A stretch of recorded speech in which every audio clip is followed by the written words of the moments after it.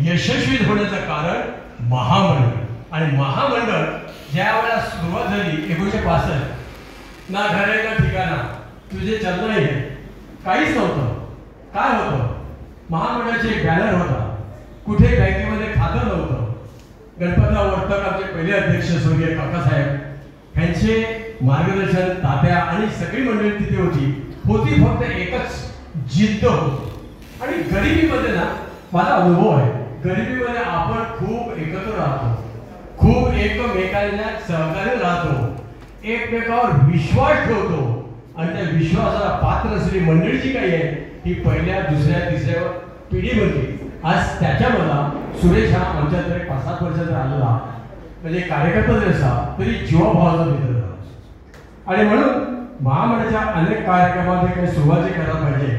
ज्यावेळेला काहीच नव्हतं, आता तुम्ही नंदादीप पाहता, ह्या नंदादीप ह्याची कल्पना जरी महामंडळाची असली तरी पहिला हस्तलिखित जो नंदादीप काढला तो सुरेश वर्तकने चांगल्या तऱ्हेने हस्तलिखित.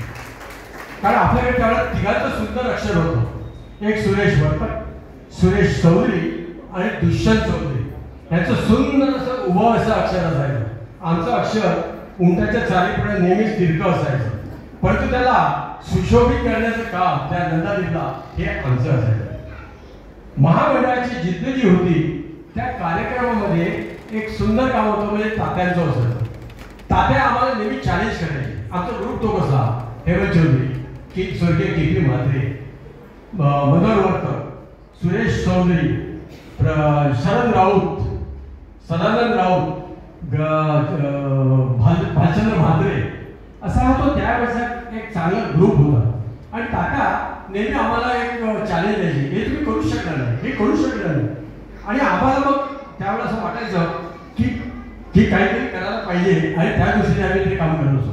आज महामंडळाने घेतलेले 3 प्रकल्प जे आहेत त्यात महामंडळ स्वतः एक समाज मंदिर, एक वसई विकास बँक हे यशस्वीरित्या पूर्ण करण्यामध्ये जी मंडळी होती त्याच्यामध्ये सुरेश वर्तक यांचं योगदान खूप मोठं आहे.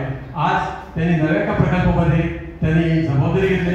मी माझ्यातर्फे आणि साऱ्या संस्थातर्फे त्यांना शुभेच्छा देतो आणि त्याचं पुढील आयुष्य सुखाचं, समाधानाचं, आरोग्यदायी, यशोदायी नाव. धन्यवाद. जय हिंद, जय महाराष्ट्र.